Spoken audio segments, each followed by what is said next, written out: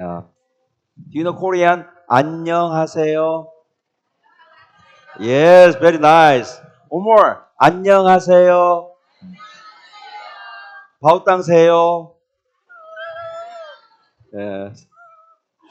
Okay, welcome back to Bible Seminar second session. Kaya welcome back po sa ikalawang session ng ating Bible Seminar. We are blessed because nowadays, no very hot the weather. So God give us good weather to wear. Kaya pinagpala po tayo dahil hindi po masyadong mainit at maganda po yung klima. Okay, people start let's pray together. Bago po tayo mag-umpisa, tayo pang lahat ay manalangin. Holy and merciful Heavenly Father God, thank you so much to give us wonderful chance to learn your word. Banal at mahabagin naming amang Diyos na nasa langit, maraming salamat po sa pagkakataon upang makapakinig ng iyong salita. Actually, we are on the way eternal inferno because of our sin. Kami po ay patungo sa walang hanggang impyerno dahil po sa aming kasalanan. So without your mercy and grace and the love, we are not able to be saved and we are not able to go heaven. Kaya kung wala po yung iyong biyaya at yung pag-ibig, hindi po namin magagawang makapunta doon po sa langit. So please give us your mercy and then let us understand how we can go heaven. Kaya mahabag ka po sa amin at nawa maunawaan po namin kung paano po makapasok doon po sa langit. So while we have studied the last of the evidence, please let us more close to the Lord. Kaya habang pinag-aaralan po namin yung ebidensya ng Biblia, nawa mas maging malapit po kami sa Panginoon. In the name of our Lord Jesus Christ, we pray. Ito po ang aming dalangin sa pangalan ng Panginoong Jesucristo. Amen. Okay, yesterday we learned about God and the Bible and creation and the Spirit. Kaya kagabi po, pinag-aralan po natin yung patungkol po sa Diyos, patungkol sa Biblia, sa paglikha at sa Espiritu.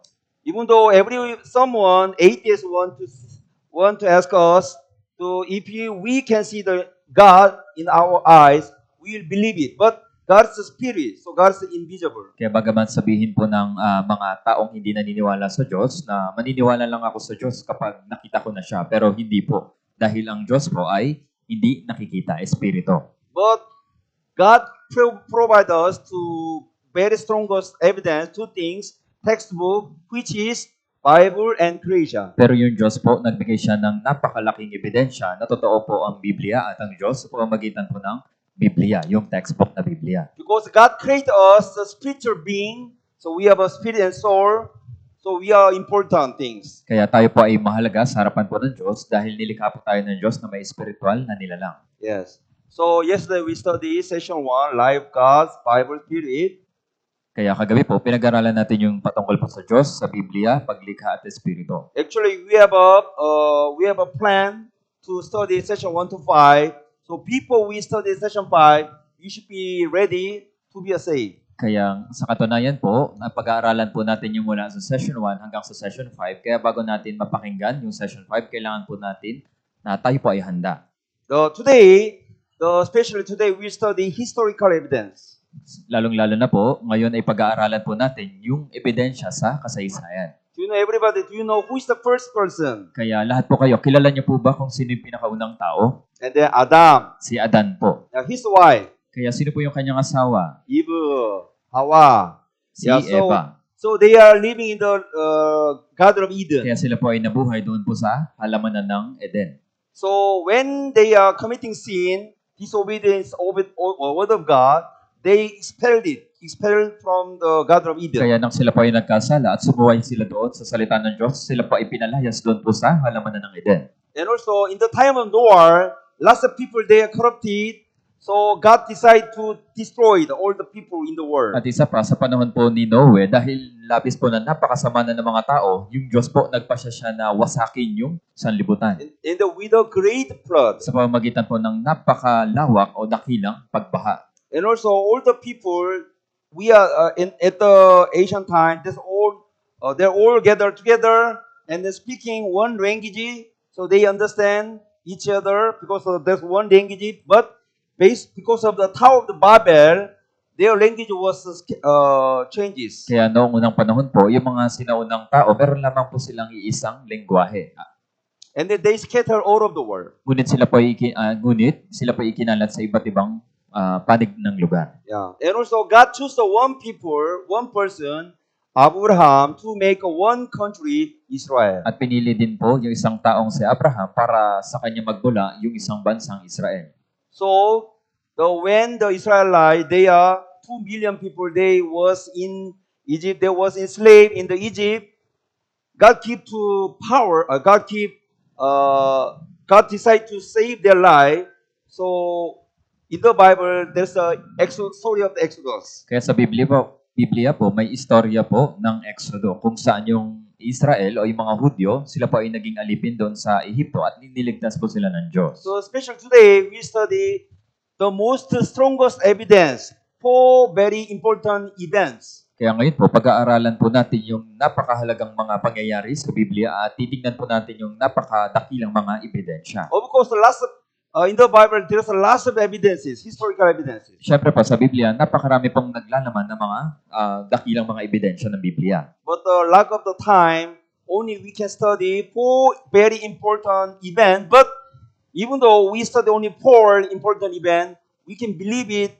Bible is true and God is alive. Kaya dahil kulang po tayo sa oras, 4 na pangyayari lamang o kwento sa Biblia yung ating pag-aaralan. Ngunit kahit na 4 na kwento lamang po yung pag-aaralan natin, maniniwala po tayo na ang Diyos ay buhay at totoo po ang Biblia. And also we can believe it.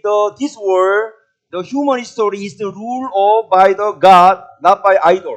At pag-aaralan din po natin na ito pong mundo ay pinangungunahan ng Diyos at hindi po ng mga Diyos-Diyosan. So true God won't let us believe the God based on according to the Bible, not according to your idea. Kaya ngayon po, kailangan natin sumampalataya sa isang tunay na Diyos ng Biblia.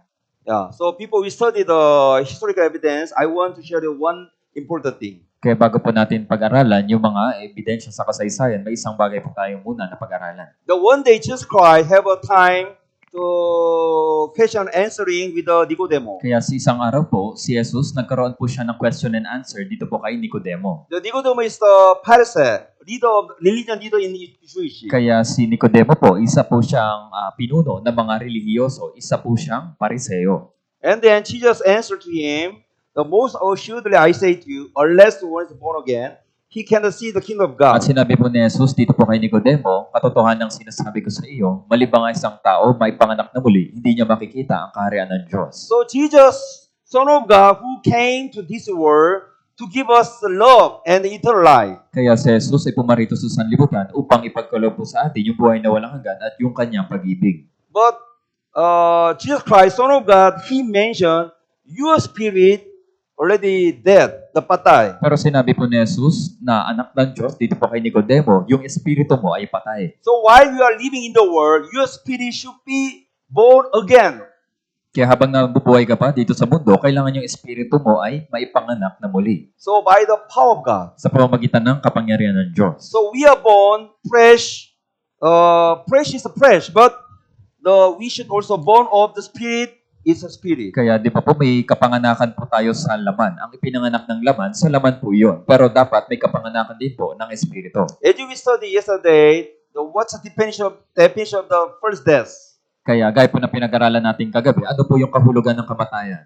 The first death is separation from my soul and spirit from our body. Kaya yung ibig sabihin po o yung kahulugan ng kamatayan ay yun po yung pagkakahiwalay ng ating kaluluwa at espiritu dun po sa ating katawan. And the second death means the eternal separation from our soul and spirit from our God. At yung ikalawang kamatayan naman po, yun po yung walang hanggang pagkahiwalay dun po sa Diyos. So, born again meaning your patay spirit and God's spirit should be connected.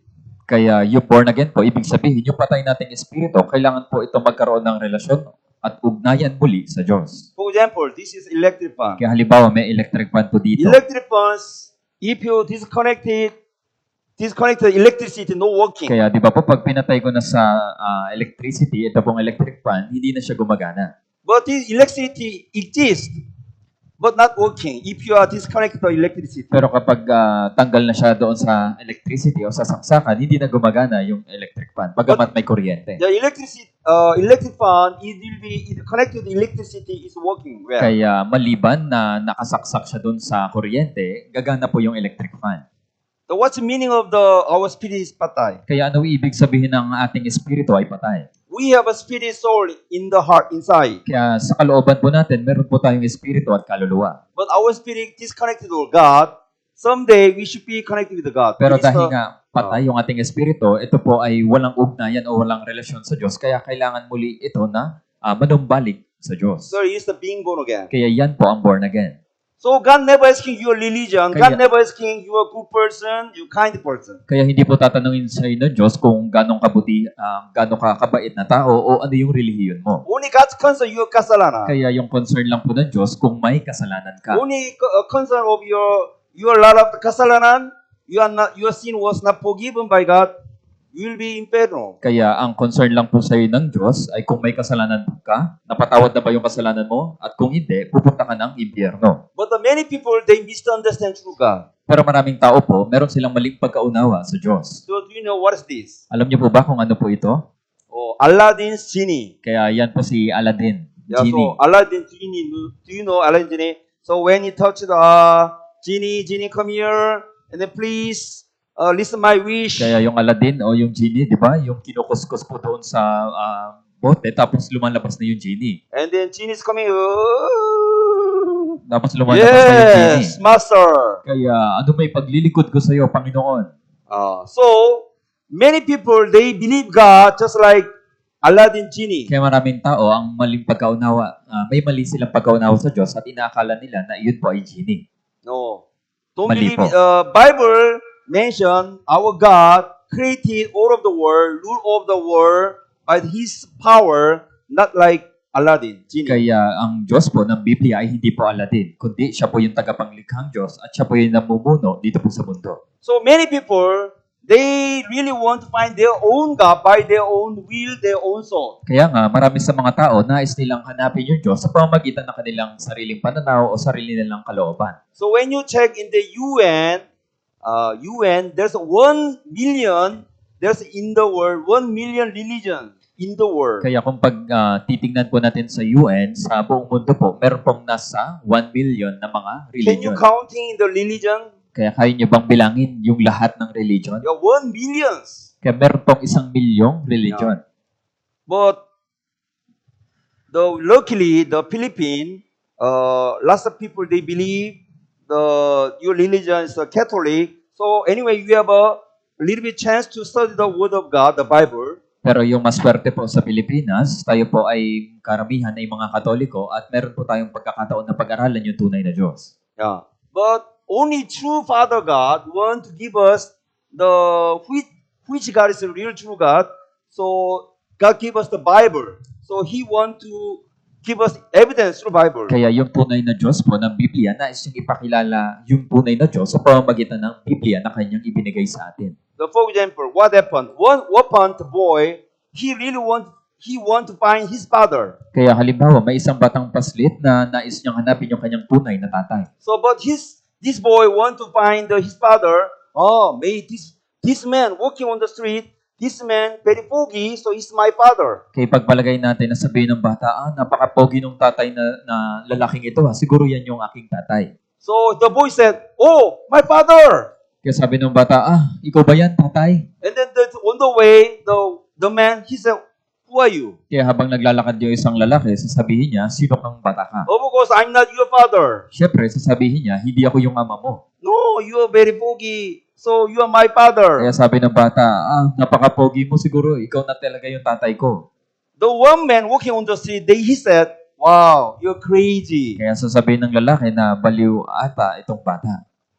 Many people, they found the true God like the open boy. Kaya marami pong mga tao, kagaya po noong bata. Yeah. Even though you want your God, even you want your God like a person who are walking on the street. What kind of evidence can you show to Kaya the man? bagamat tayo po ay may mga inaakalang mga Diyos, pero ano po yung inyong mga ebidensya? So only Bible is Word of God, who God give us directly Kaya evidence. tanging yung Biblia lamang po, yung makakapagbigay sa atin ng ebidensya ng tunay na Diyos. But in the history of human, lots of people, they worship idol. Kaya noon po, sa kasaysayan ng mga tao, maraming mga tao yung sumamba sa Diyos-Diyosan. Sometimes the moon and sun and cow, the very big tree. Kaya may mga tao po na sumamba sila sa buwan, sa araw, sa baka, at maging sa mga puno. Yeah. So that's why also India, the cow. Kaya sa worship- India po, talagang sinasamba nila yung baka. Yeah. Also, when they took the big tree and make a scripture like that. Tapos may mga tao po na pumutol na punong kahoy, tapos ginawang ganito po, skraptura. So Isaiah chapter 41, verse 21 said, "Present your case and say to the Lord, bring forth your strong reasons." Sabi po sa Isaiah chapter 41, verse 21 to 22, iharap ninyo ang inyong mga usapin, sabi ng Panginoon, dalhin ninyo ang inyong mga matibay na dahilan, sabi ng Hari ni Jacob. Idol, if you are true God, you show us the proof. Sabi po, kung talagang tunay yan na Diyos, kailangan makapagbigay yan ng matibay na dahilan. But the Bible said, for they were not God, but the works of the man's hand, wood and stone. Sabi po sa Isaiah, sapagkat sila hindi mga Diyos, kundi mga gawa na mga kamay ng mga tao, kahoy at bato. Yeah, just like, look at this. Pagmasdan niyo po, There's a tree. may punong kahoy, di ba? They cut the tree and then cave. Tapos Carve. pinutol nila yung Make punong it kahoy, easy. tapos gumawa sila ng imahe o ng skraptura. Some tree will be burned on the fire. Some tree will be make image. Siyempre po, yung kalahati ng punong kahoy, gagawin nilang imahe, at yung kalahati naman po ay gagawing panggatong. If we created God through the wood, so this wood can be our God? Kaya kung tayo po ay gagawa ng Diyos sa pamagitan po ng punong kahoy, pwede ba itong maging ating Diyos? No. Hindi po. Yeah, so only who can be our God? Kaya sino po yung maaring maging Diyos? The one that we made, or one that created us. Kaya yung pwede lamang po maging Diyos ay yung naglikha po sa atin at yung naglikha po sa atin. What's the number one, number two? Alin po dyan sa number 1 o number 2? Of course, number two. Siyempre po, yung number 2. Yeah. I will show video. So many people they looking for their God. So, but India there's the fake story. Alien man. He lost his hometown. His plan. So he want to find the true God to find the return to their plan. Kaya ipapakita ko po sa inyo yung isang video sa India na kung saan may isang lalaki na nais niyang hanapin yung Diyos. Okay, look at this. Tanungin mo ang Diyos, gumalat ka. Tanungin mo ang Diyos, gumalat ka. Naniwala ka sa Diyos, binasa. Actually, this man is alien in the movie. So he want to find true God. Kaya sa katunayan dito po sa video, yung lalaki po ay idiot. Tanungin mo ang Diyos, gumalat ka. Tanungin mo ang Diyos, gumalat ka. Naniwala ka sa Diyos, binasa. Sinasabi ng lahat, tanungin mo ang Diyos. Sino naman siya? Ako ay labis na nagulat. Ang mga tao sa mundo ay parang alam kung sino ang kanilang may likha at alam kung paano magtanong. Di ako makapaniwala. Pero pinagpasyahan ko subukan. Bigyan mo ako ng Diyos. Anong gusto mo? 20, 100, 500 rupi? 20 at 500 rupi na Diyos. Ano ang pinagkaiba? Magkaiba lang ng sukat. Ibig mo bang sabihin, 20 rupi na Diyos para sa ang epekto? Okay, deal. Ha? Bigyan mo na lang ako ng 15 rupi.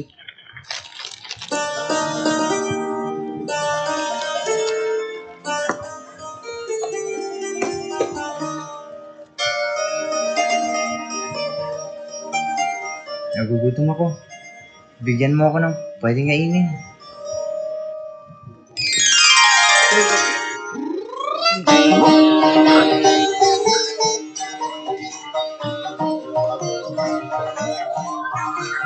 Labis akong nagalak. Kasi makakauwi na ako sa aking tahanan. Ninakaw yung remote control ko. Pakiusap, hanapin mo ito para makauwi na ako sa amin.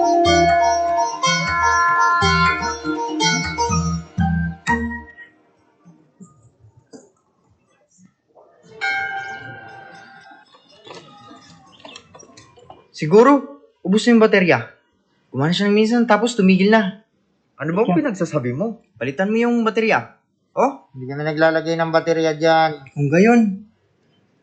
Bakit siya nakapatay? Ginawa ko ito ng maayos. Ikaw ba ang gumawa ng Diyos na ito? Oo. Gamit ang aking kamay. Gumawa ka ba ng Diyos? Ginawa ka ba ng Diyos? Ginawa tayo ng Diyos. Gumawa naman ako ng rebulto. Bakit ka gumawa ng rebulto? Para magdasal at humiling. Meron bang kagamitan na ginagamit para makipag-usap? Paano narinig ng Diyos ang ating mga panalangin?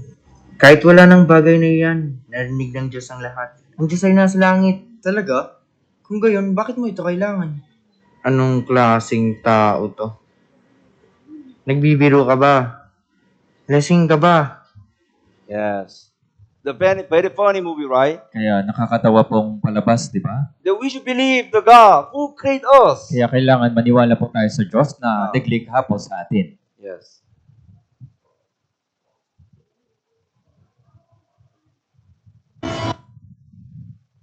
So, from now, we'll study the four songs of evidence. Kaya ngayon po, pag-aralan na po natin yung apat na dakilang ebidensya. The first of all, Garden of Eden. Una po, yung halamanan ng Eden. This story is so important because this story is the first show us in the Bible. Kaya mahalaga po na pag-aralan po natin yung kwento dahil ito po yung pinakaunang pangyayari sa Biblia. Everybody, you know where the story of Garden of Eden. Kaya marahil yung ilan po sa inyo ay alam na po yung kwento patungkol po sa halamanan ng Eden. The first time Father God planned the Garden of Eden, and then they put the man whom he had formed. Kaya naglagay ang Panginoong Diyos ng isang halamanan sa silangan ng Eden at inilagay niya roon ang taong kanyang nilalang. The Garden of Eden actually is perfect place like a paradise. Kaya sa katunayan, yung halamanan ng Eden po ay perpektong lugar gaya po ng paraiso. And then God command Adam, all of every tree of the Garden of Eden you may freely eat. Tapos yung Diyos po, nagutos kay Adan, sinabi po, malaya kang makakakain mula sa lahat ng punong kahoy sa halamanan. But of the tree of the knowledge of good and evil you shall not eat, for in the day that you eat or eat, you shall surely die. Subalit, mula sa punong kahoy ng pagkakilala ng mabuti at masama ay huwag kang kakain, sapagkat sa araw na ikaw ay kumain niyon, tiyak na mamamatay ka. Actually, God give the Adam to every the fruits, every tree. Sa katunayan, ibinigay po ng Diyos doon po kay Adan yung lahat ng punong kahoy ng bunga. Only God command Adam in the middle of the Garden of Eden, one tree, one fruit, the trees the fruits, bear the fruits, don't eat it. Kaya tanging isa lamang po yung utos ng Diyos doon po kay Adan na sa gitna po ng halaman ng Eden ay huwag nilang kakainin yung punong kahoy na pagkakilala ng mabuti at masama. Because Adam, he was risen directly from the God, so Satan tempting not Adam directly to the woman. Kaya dahil po si Adan lang yung nakarinig ng utos, direkta po sa Diyos, kaya si Satanas po o yung ahas, ang tinukso niya ay si Eva. And the serpent, Yung And- ahas. and they said, you will surely die. Kaya sinabi po ng ahas doon po sa babae, tiyak, hindi ka mamamatay. If you eat the forbidden fruit, you will be like a God. Kaya sinabi po niya, kung kakainin mo yung pinagbabawal na bunga, magiging kagaya ka ng Diyos. And the woman, yeah, really true. Kaya And talaga then, ba? At tapos, kinain niya. and then he already eat forbidden fruit. At kinain niya yung pinagbabawal na bunga. Adam, my husband, come here. Kaya Adan, nasaan ka na? Oh, I already eat here. Kaya nakain ko yung pinagbabawal na bunga. Yeah, so please eat together. Kaya halika, kainin natin ng magkasama. Maybe we don't know, there's no any command in the Bible, but even though Adam, oh no, I will not eat it. Kaya sa katunayan, walang ganitong nakasulat sa Biblia, pero maaari po nating isipin na, hindi ko yan kakainin. Sabi po ni Adan. Do you love me? Pero sinabi mo ni Eva na, talaga bang, mahal mo ba talaga ako? Okay, O sige na nga. okay. Adam also eat. At kumain din po Yeah. si Adan. So when they took the forbidden fruit, they feel naked.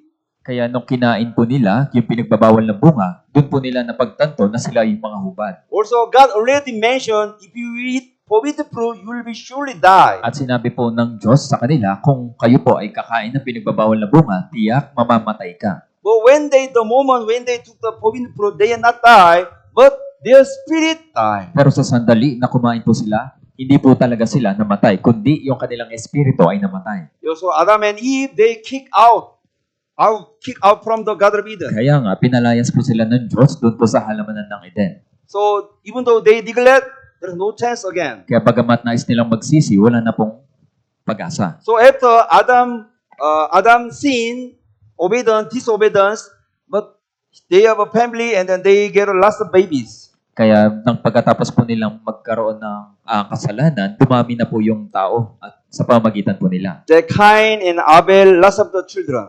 At nagkaanak po sila si Cain, si Abel, at nagkaanak po sila at dumami po ng dumami yung tao. So we are also the descendant of Adam. Tayo rin po, may mga ina po ni Adan. So even though our spirit, we have a spirit, but our spirit is already dead. Since gone. Meron po tayong espiritu, pero mula kapanganakan po, patay po yung ating espiritu. So death of the spirit is separation, our spirit from the Father, Kaya- God's spirit. Yung patay na espiritu, ibig sabihin, ay nawalan po ng relasyon o ugnayan yung ating espiritu sa espiritu po ng Diyos. So being born again means our dead spirit should be connected to God's spirit. Kaya yung born again, ibig sabihin po, yung magkaroon ulit ng relasyon yung ating espiritu sa Diyos. That's why the people, we finish this Bible seminar, we should solve this problem. Kaya nga, bago matapos itong Bible seminar, kailangan malutas po natin ito pong ating problema. Otherwise, we'll go eternal inferno. Kung hindi, tayo po ay pupunta doon sa walang hanggang impyerno. It is very serious problem. Yun po ay seryosong problema. Of course, even though you are not attend the capital church, no problem. Kaya walang problema kahit hindi ka umattend sa Cavite Church.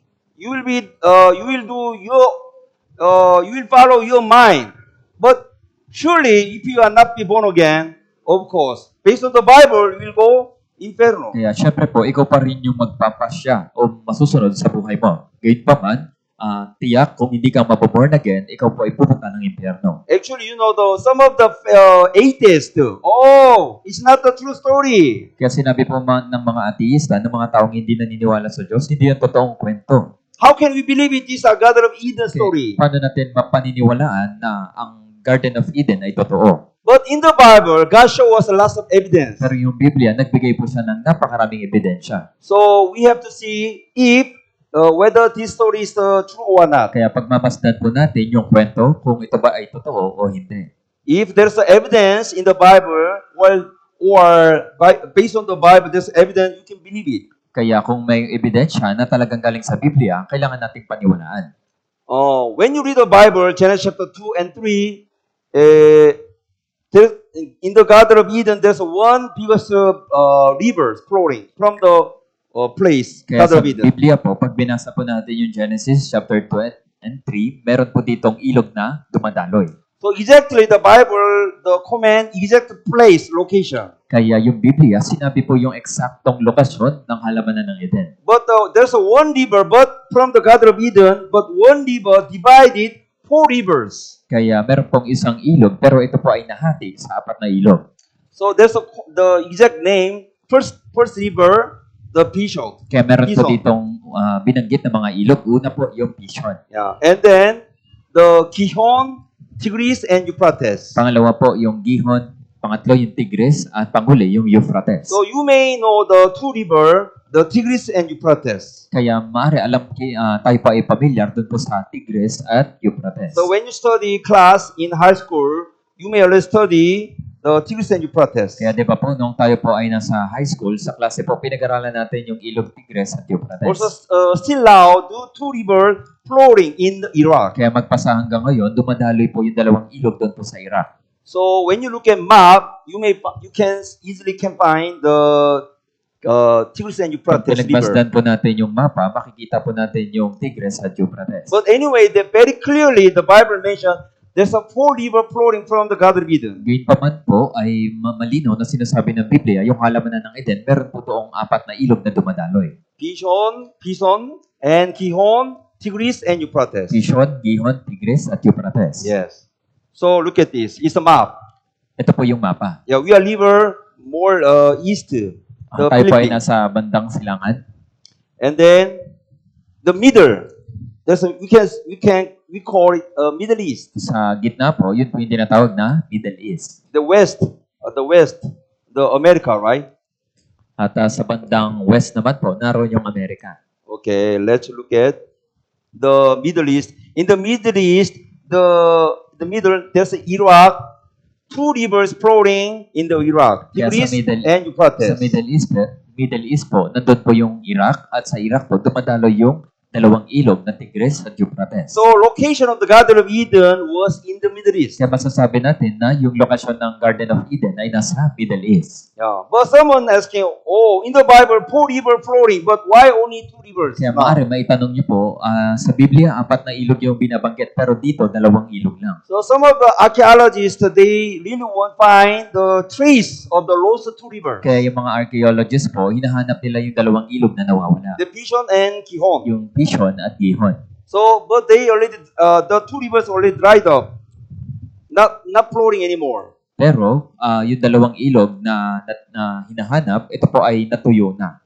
But you know, the surprisingly, location, it is a location Garden of Eden. So many archaeologists, also scientists, they won't find two lost river. Kaya yung nakakasorpresa, natagpuan po nila na yung halaman ng Eden ay nasa Iraq. At yung mga archaeologists po, hinanap yung 2 ilog na nawawala. Yeah, so 1981, in America, the space shuttle Columbia took a picture when Columbia flying on the sky using the radar from the space to the ground. They already found under the desert, there's a trace of the river. Kaya noong 1981 po, kung saan yung Space Shuttle Columbia, kumuha po sila ng litrato doon po sa pinakailalim na bahagi ng lupa at natagpuan po nila yung 2 ilog na nawawala. Do you know the Sahara Desert? Kaya alam niyo po ba yung Sahara Desert? Yeah, under the desert, there's a biggest trace of the river. Kaya doon po sa Sahara Desert, naroon po yung 2 ilog na nawawala. Yeah, look at this. I'll show you a video.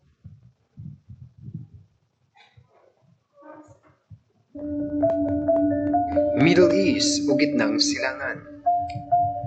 Sa loob ng maraming siglo, nanatiling paksa ng debate ng mga archaeologists, theologians at mga dalubhasa ang tunay na kinaroroonan at kung totoo ba talaga ang sinasabi ng Biblia na Garden of Eden.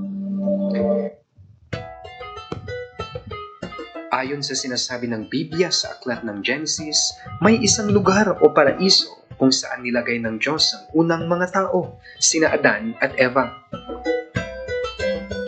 Subalit totoo nga ba ang paraisong ito ng Garden of Eden na inakala ng mga tao na isang alamat o mitolohiya lamang? Kung titignan natin ang Garden of Eden, masasabi natin na talagang may physical na paglalarawan kung saan ba talaga ang lokasyon nito. Eksaktong sinasabi ng Biblia na may 4 na ilog sa Garden of Eden at sa katunayan, pwede natin itong saliksikin at puntahan. Ang dalawa sa mga ilog na ito, ang Tigris at Euphrates, ay dumadaloy magpahanggang ngayon sa Iraq.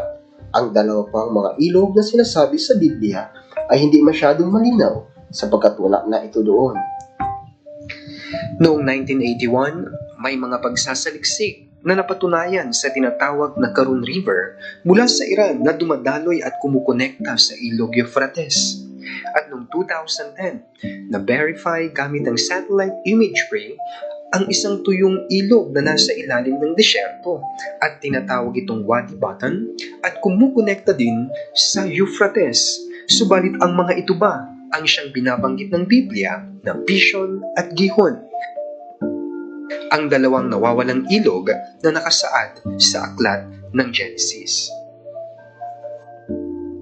Sinasabi na may isang ilog na lumalabas mula sa Eden at mula rooy nahati at naging 4 na ilog. Kung pupunta tayo sa Iraq, napakalinaw, naroon pa rin ang dalawa, ang Tigris at Euphrates. Gamit ang makabagong teknolohiya, natuklasan na ang Pishon at Gihon na siyang tinatawag ngayon na Karun at Wadi Baton, kaya walang duda na ang Garden of Eden ay nasa bandang Iraq. Yes. Bible is very exactly true. Kaya yung Biblia ay eksaktong katotohanan.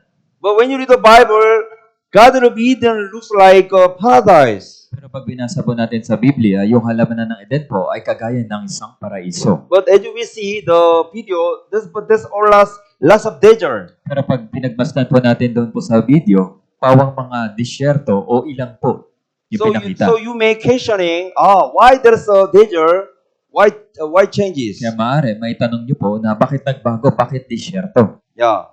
First, you should remember there's a 4 river flowing, but two river was already found under the desert. Kaya kailangan po muna natin maalala, yung dalawang ilog, dumadaloy pa siya. Pero yung dalawang ilog po ay natuyo na.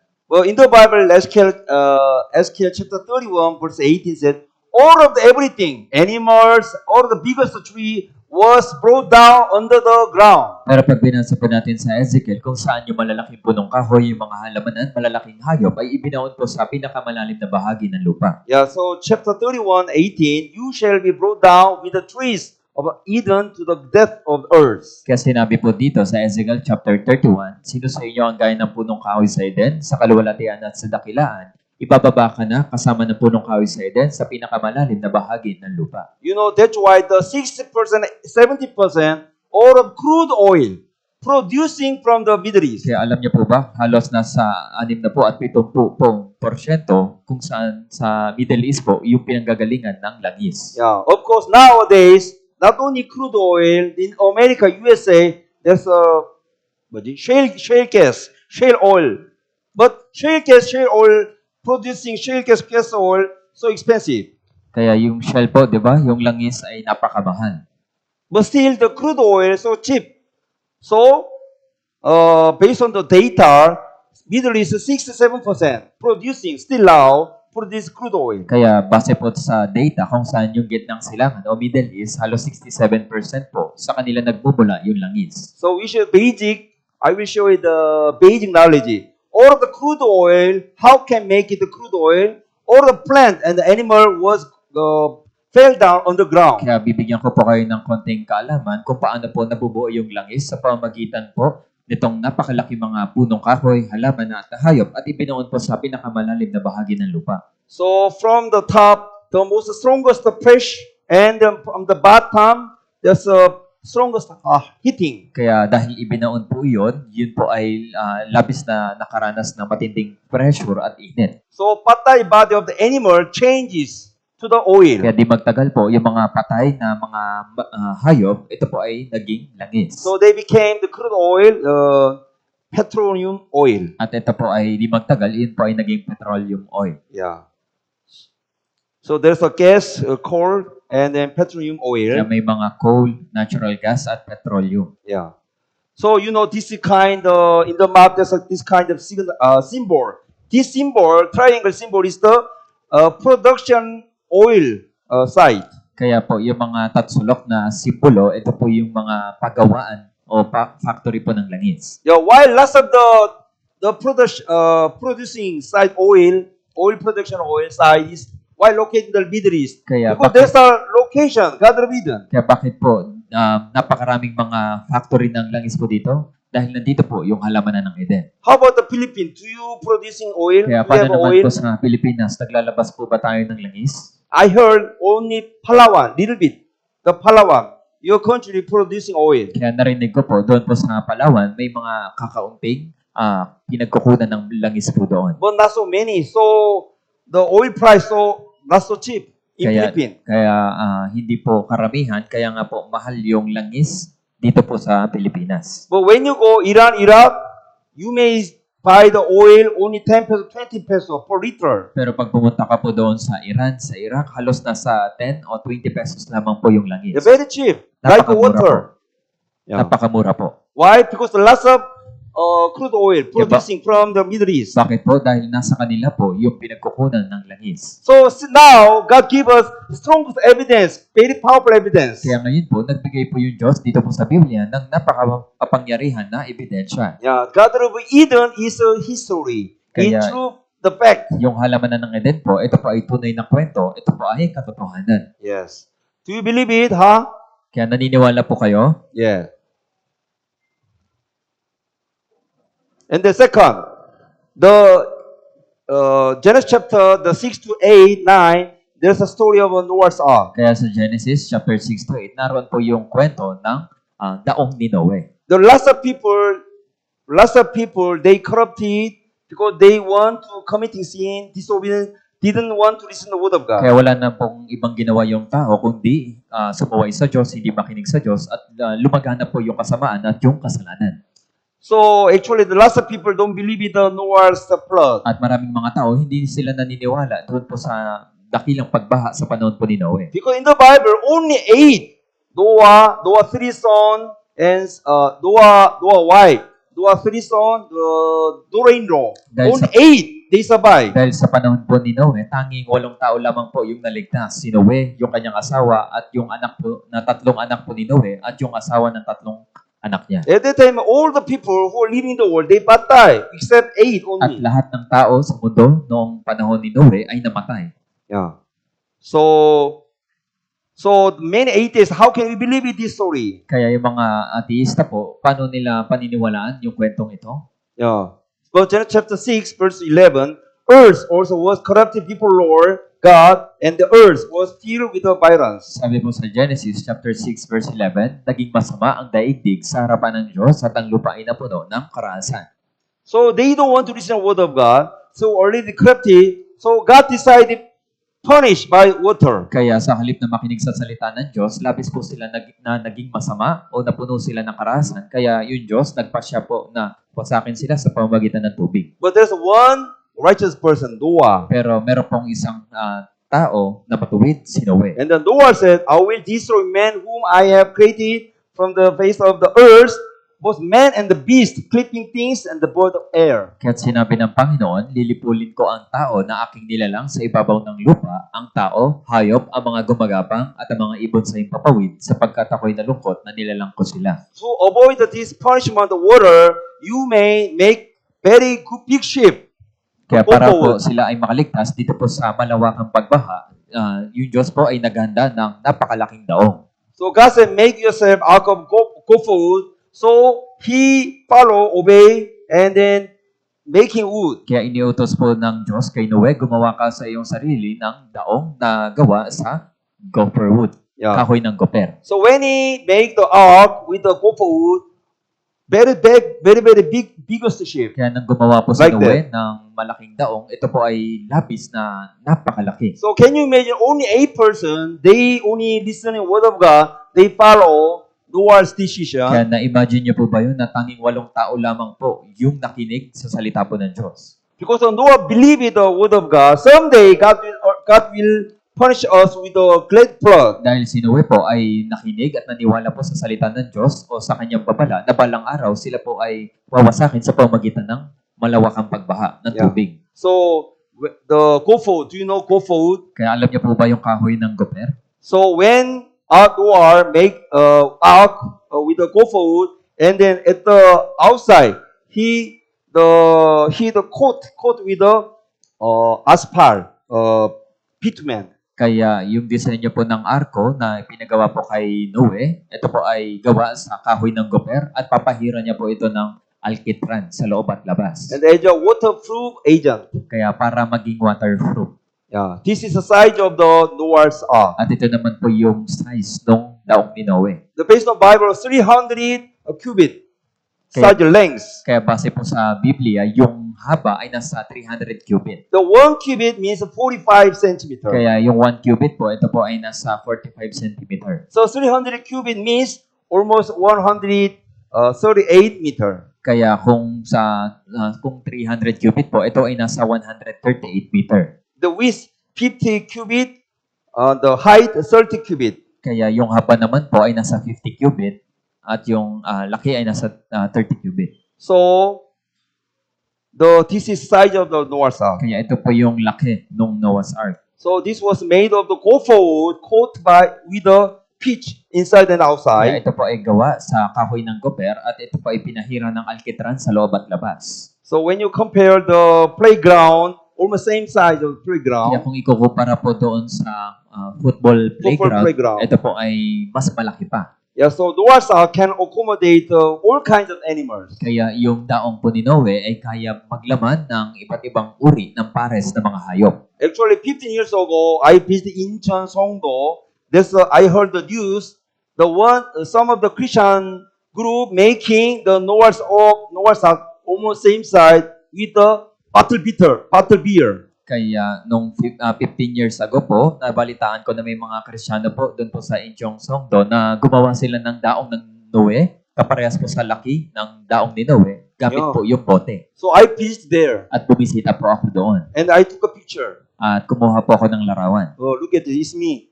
Yan po ako. Wow. Front and at the back, I took a picture. Kaya mula po sa harap at sa likuran, kumuha po ako ng litrato. Wow, so amazing size. Kaya kamangha-mangha po yung laki. But when you look at the very close, there's a butter, pure butter. Pero pag malapitan po natin pinagmasdan, ito po ay gawa sa bote. So when I look at, even though when I look at this kind, the water butter ark, I can believe, wow, this ark was very big, so accommodate all the animals. Kaya kahit na ito po ay gawa sa bote, talagang namangha po ako na ito po ay napakalaki. And also in America, many Christians living there, right? At So- sa Amerika po, marami ding mga Kristiyano. Some Christian in America, they want really size, almost same size of the Noah's At Ark. may mga Kristiyanong Amerika po na nais nilang gumawa ng kaparehas po ng laki ng daong ni Noe. So I will show you the Kentucky. If you have a chance, let's go together. In the Kentucky, USA, they made the same size Noah's Ark. Kaya sa Kentucky, USA, naroon po yung kasing laki ng daong po ni Noe.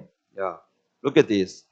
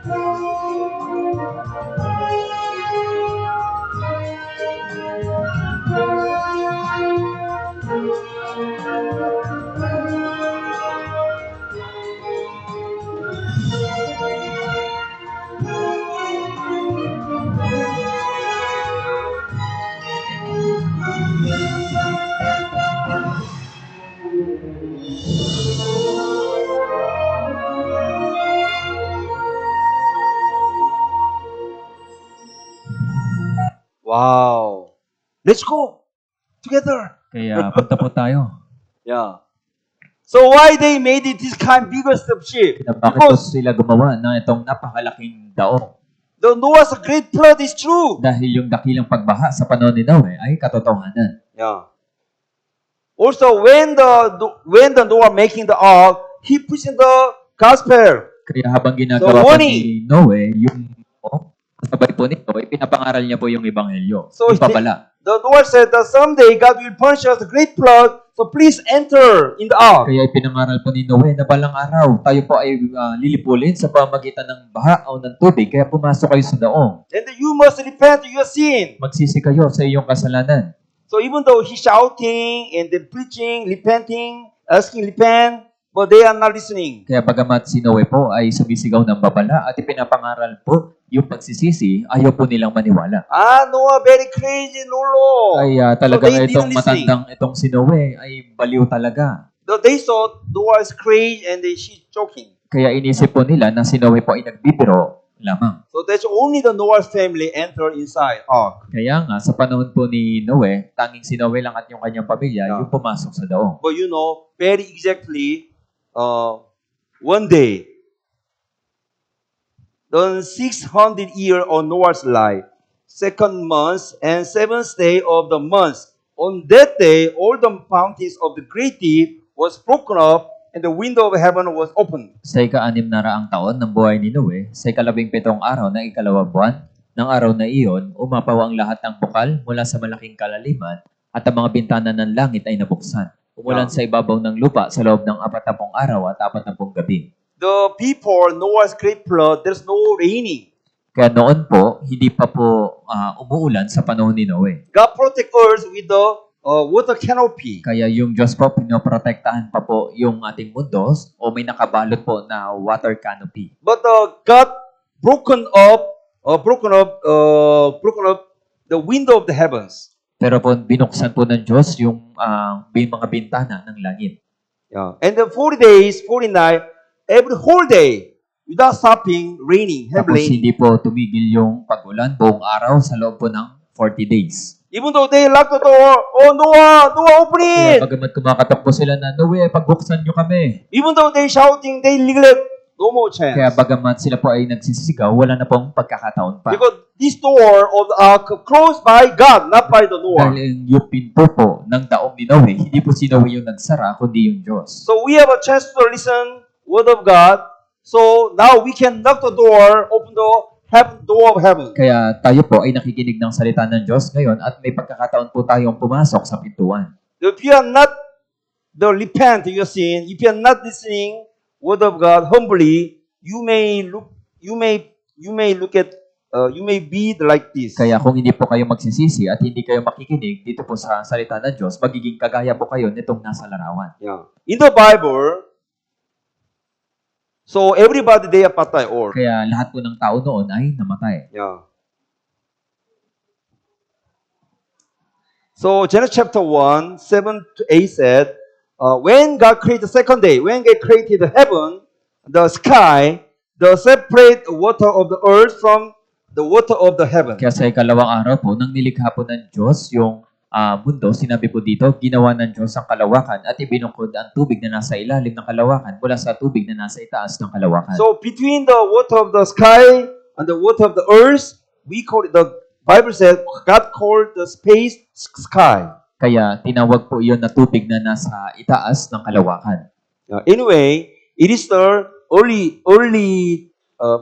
first initial time earth. Kaya noong unang panahon po, mga araw, ganito po yung mundo natin. May tubig po na nasa itaas. So when God created the earth first, there's a canopy, water Kaya nang canopy. nilikha po ng Diyos na una-muna yung mundo, meron po itong tubig na nakabalot na nasa itaas. This water canopy layer protect from the harmful layer of the sun. Kaya yung tubig po na nasa itaas na nakabalot po sa mundo natin noong unang panahon, ito po yung nagpoprotekta para hindi po makapasok yung masasamang sinag ng araw. That's why the animals very big, just like a dinosaur. Also, animal lots of tree was very big. Also, human can believe more than 900 Kaya years. nga, yung resulta nito, yung mga tao noon ay talagang matatangkad, malalaki, at malalaki po yung punong kahoy, at malalaki din po yung hayop, at meron talagang mga dinosaur. Yeah, look at this.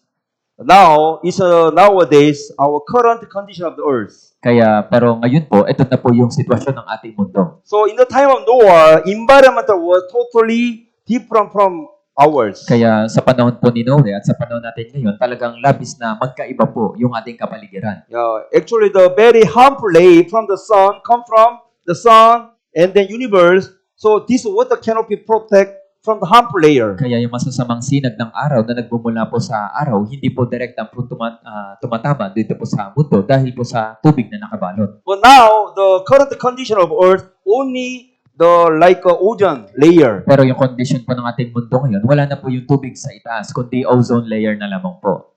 So, at the time of Noah, this water layer broken up, open it, and all water was poured down, 40 days, 40 nights. Kaya sa panahon po ni Noe, yung mga bintana ng langit na buksan, ibinaba po yung tubig na nasa itaas at yung bukal po ay umapaw. And for the understanding, I will show you a video like that.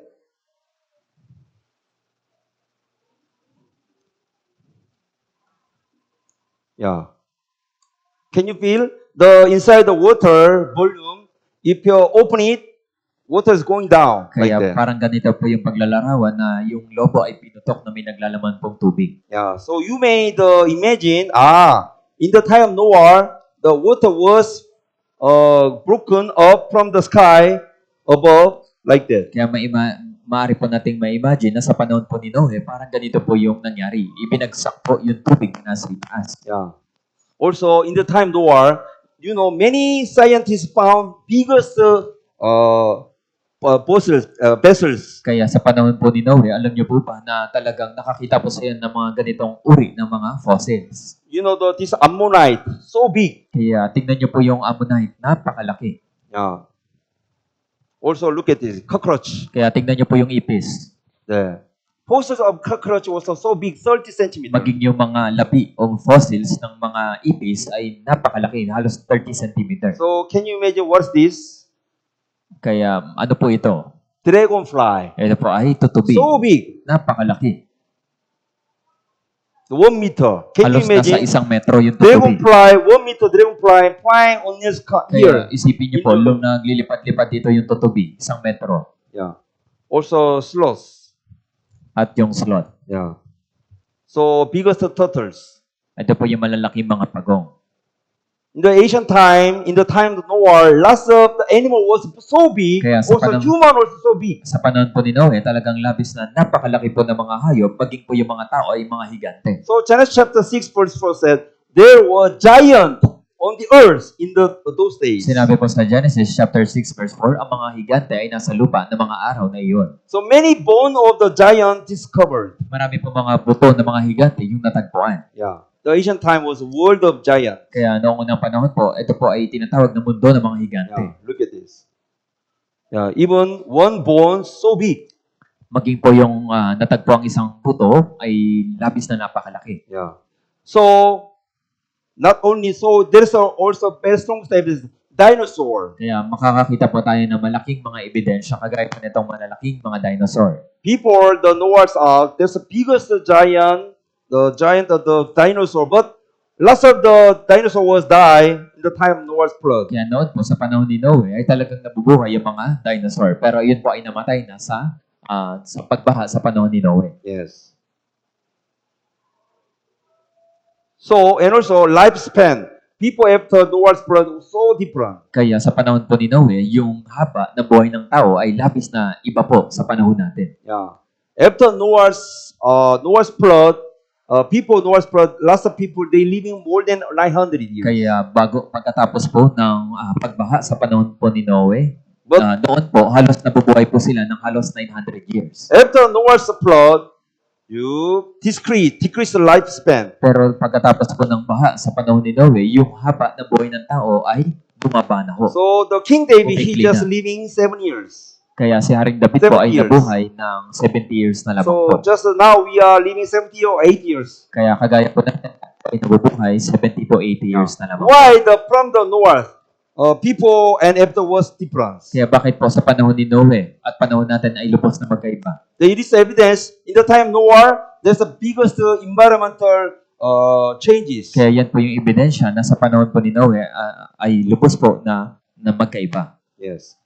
So God already decided to destroy everything, living thing. So people cannot escape from that punishment. Only person who enter Noah's Ark, they can survive. Kaya nagpasya po yung Diyos na lipulin o patayin lahat ng buhay na nilalang sa lupa. Kaya tanging makakaligtas ka lamang po kung papasok ka sa daong. But when you look at these people, they already late. Pero pagmasdan niyo po yung mga taong ito, huli na yung lahat.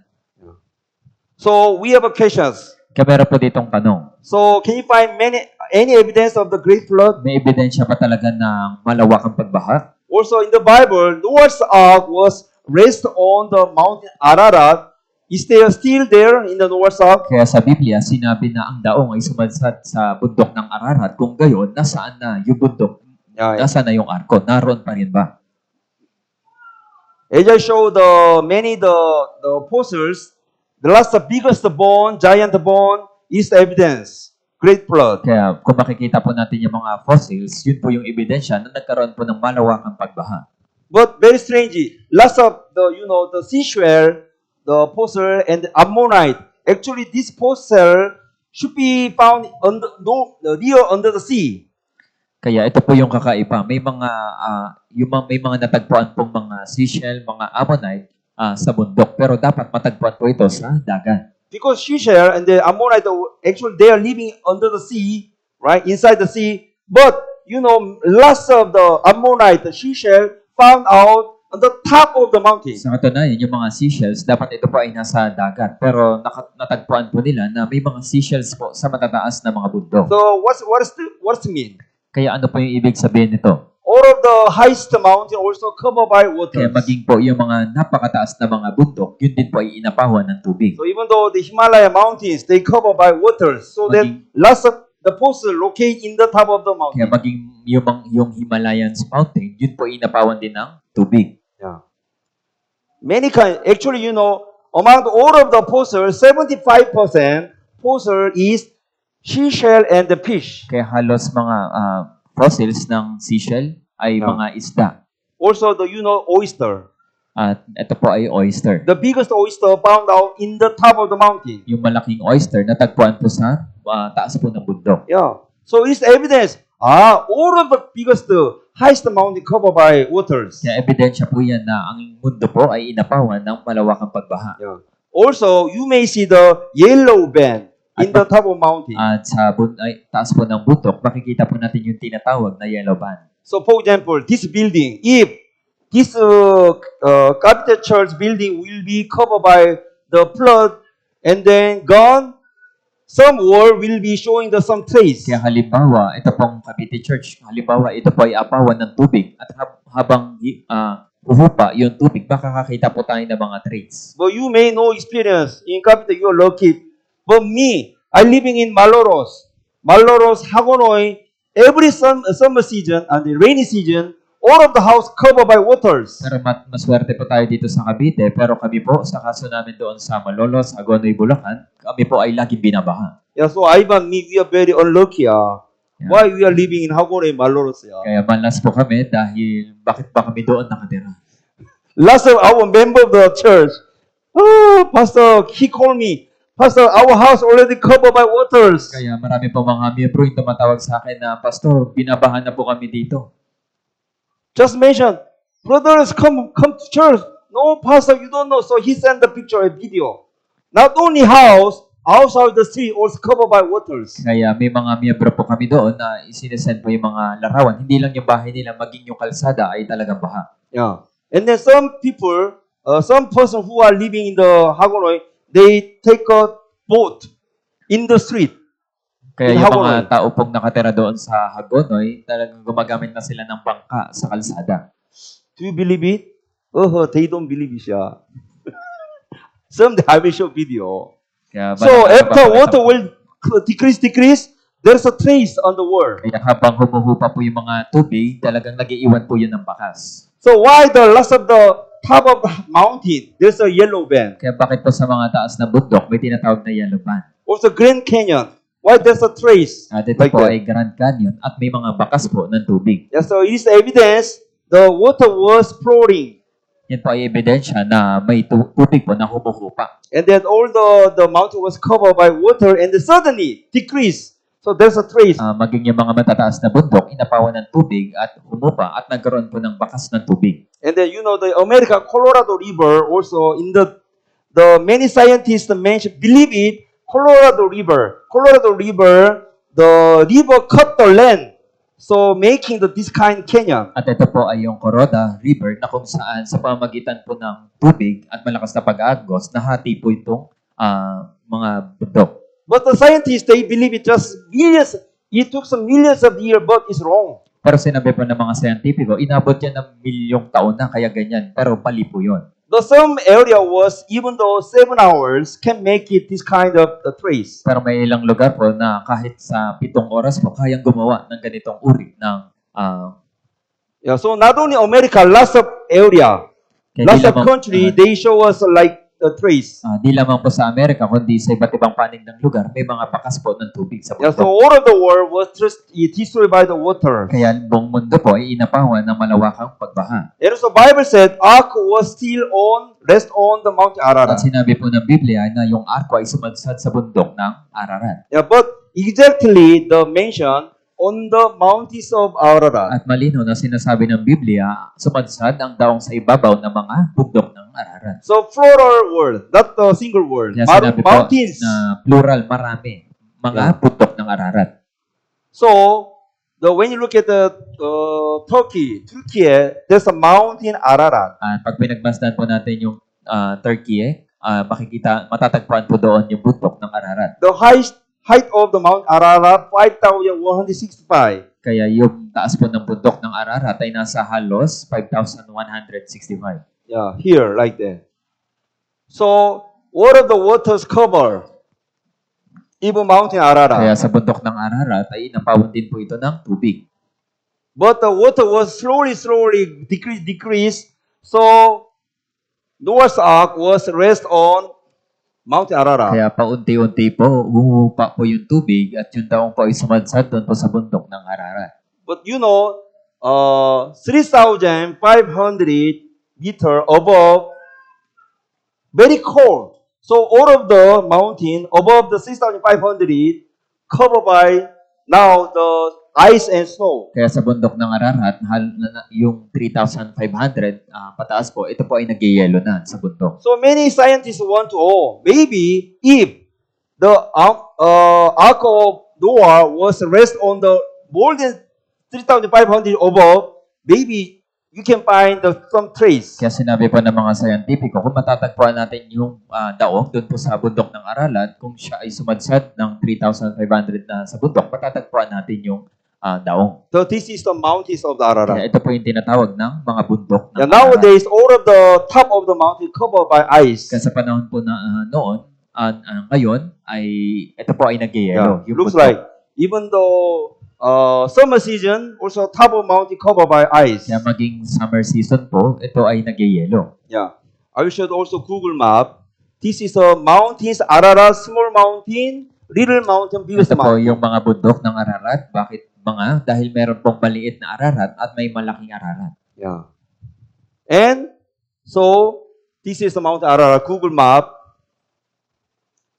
So many times, lots of the scientists, the Bible believer, they want to find Mount Ararat Noah's Ark. Kaya maraming beses po na maraming nais na taong maniwala na yung daong po ay sumansad sa bundok ng Ararat. But this man in France, Fernando Navarra, he climbed the mountain to find the ark 3 times, but 2 times failed. Kaya ito po sa France, si Fernando Navarra, nais niyang matagpuan yung bundok ng Ararat. Kaya umakyat po siya doon at hinanap niya ng 3 beses. Sa 2 beses po siya ay nabigo. So when he climbed 3rd time with his son Raphael, finally he success and then take a picture the cutting some wood, some pieces. Kaya nasa 3 beses, kasama yung kanyang anak, natagpuan po nila yung mga bundok ng Ararat at pumutol po sila doon ng punong kahoy ng daong. So he sent it to these three laboratory. When doctors and scientists checking the age of the tree, 5,000 years old, the wood. Kaya nung sila po ay pumutol ng kahoy doon po sa daong, ito po ay pinasuri nila sa 3 iba't ibang mga laboratorio at natagpuan po nila na yung kahoy ay nasa tanda na halos 5,000 Years. years. So it is confirmed it's the wood of in the time of Noah. Kaya kumpirmado na ito po ay daong o kahoy sa panahon po ni Noe. And so a few years ago, April, this is also sometimes if you good weather, anybody can take a picture without any ice and snow. Kaya pag tag-init po at maaari po nilang makita yung daong. Yeah, it's a true picture. Kaya ito po yung tunay na larawan. And also, several years ago in Hong Kong, the Christian group they have a plan to visiting climbing the mountain Ararat to find Kaya ark. yung Hong Kong Christian group ay nais nilang hanapin yung bundok ng Ararat at yung daong. So April 2010, they finally confirmed the success to climb a mountain, and they take a picture and then they took something. Ooh. Kaya April 2010, nagtagumpay po sila at kumuha po sila ng mga larawan at mga sample. So it's the stairs. Kaya yan po ay hagdan. But when you look at stairs, there's some frozen. At pag pinagbasdan po natin yung mga hagdan, nag-yellow rin po. So that's why the ark can be kept for a long time. The ark can be kept very so long time. Survive. Kaya so nga long po, time. ito pong daong ay naingatan kahit na mahabang panahon na. Yes. So it is the wooden beam. And then it was a structure inside the ark. Kaya ito po yung mga struktura doon po sa loob ng ark. Yeah. So finally they found, and then Noah's Ark success inside the Noah's Kaya Ark. matagumpay po nilang pumasok doon po sa daong ni Noe. Okay, let's look at this news. Bible scholars say somewhere out here in eastern Turkey, Mount Ararat has long been the favorite theory. Now, a group of Turkish scientists and Noah fans, evangelical Christians from Hong Kong, claim they found chunks of his eponymous ark, wooden chambers still intact, up here 2.5 miles above sea level. Good morning, America. Nick Roth, ABC News, London. Experts are skeptical to the claims by a Chinese exploration team that they've discovered the resting place of Noah's Ark in Turkey. The Noah's Ark International Ministries found the wood beams and planks in the frozen glacier caves of Mount Ararat, the place the Bible says the Ark came to rest. They say carbon-14 dating proves the wood is from nearly 5,000 years before Christ. But one scientist who had worked with the Chinese team 2 years ago says the evidence is far from conclusive and suspects the Kurdish guides duped the exploration team. Most of the experts we talked with say they are withholding final judgment until they can examine the data. In New York, Lauren Green, Fox News.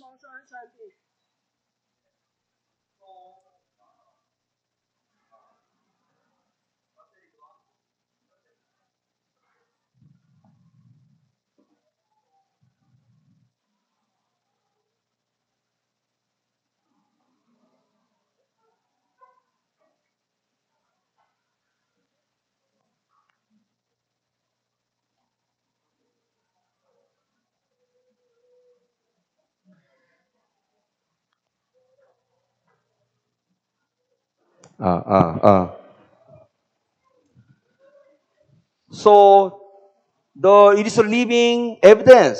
Why God allow us to found doors in the top of the Mount Ararat. Kaya ito po ay buhay na ebidensya. Bakit po ipinahintulot po ng Diyos na matagpuan po itong daong sa bundok ng Ararat? The doors are shouting us, God is alive, Bible is true. Kaya yung daong ni Noe, ito po yung sumisigaw po sa atin na totoo, ang Biblia at buhay ang Diyos. So don't confuse, not Arayat, you know, Kabiyaw Arayat, not Mountain Arayat, Mountain Ararat. Kaya wag po kayong malito ha. Meron pong Arayat doon po sa Pampanga. Pero ito po ay Ararat. Yes.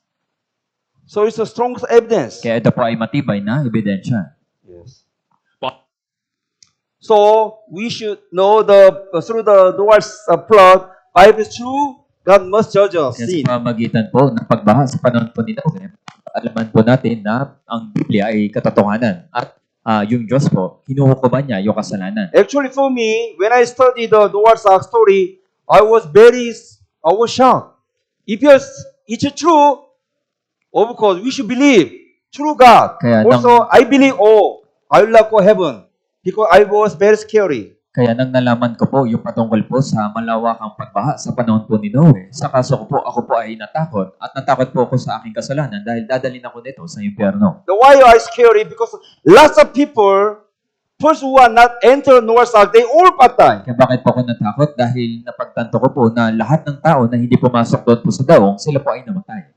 So some people misunderstand lots of Christian, but God never asking the Christian. The true born again people, only true born again can entering eternal heaven. Siyempre, maraming mga tao na nag-aakala na sila po ay mga Kristiyano. Pero sa harapan po ng Diyos, ang tinitingnan niya po yung mga tunay na born again Christian. So before we study the next topic, exercise again. Are you ready? 박지성과 함께하는 대한민국 응원체조. 하나, Okay. 둘, 셋, 넷, 다섯, 여섯, 일곱, 여덟. 하나, 둘, 셋, 넷, 다섯, 여섯, 일곱, 여덟. 하나, 둘, 셋, 넷, 다섯, 여섯, 일곱, 여덟. 하나, 둘, 셋, 넷, 다섯, 여섯, 일곱, 여덟. 하나 더. 하나, 둘, 셋, 넷, 다섯, 여섯, 일곱, 여덟. 하나, 둘, 셋, 넷, 다섯, 여섯, 일곱, 여덟. 하나, 둘, 셋, 넷, 다섯, 여섯, 일곱, 여덟. 하나, 둘, 셋, 넷, 다섯, 여섯, 일곱, 여덟. Thank you.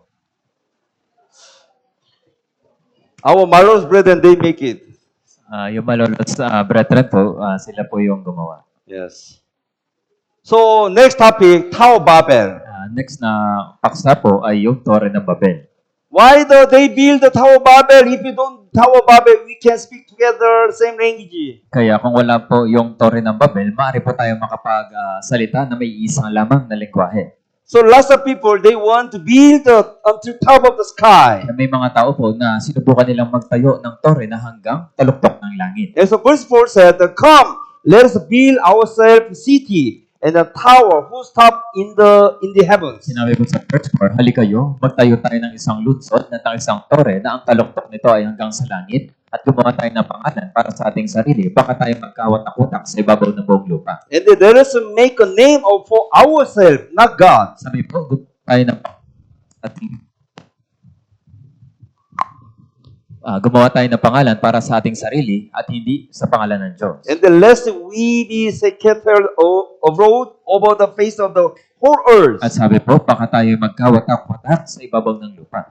So the lots of people after Noah's flood, they increased the people of the earth, but they want to be one mind. Also, they want to against the Lord God, so build the top of the Tower Kaya Babel. pagkatapos po ng malawakang pagbaha sa panahon po ni Noe, dumami na po yung mga tao at nais nilang maging laban sa Diyos, kaya nga sila nagtayo ng taas na torre. What is the purpose of the Tower of Babel? Kaya ano po yung layunin ng torre ng Babel?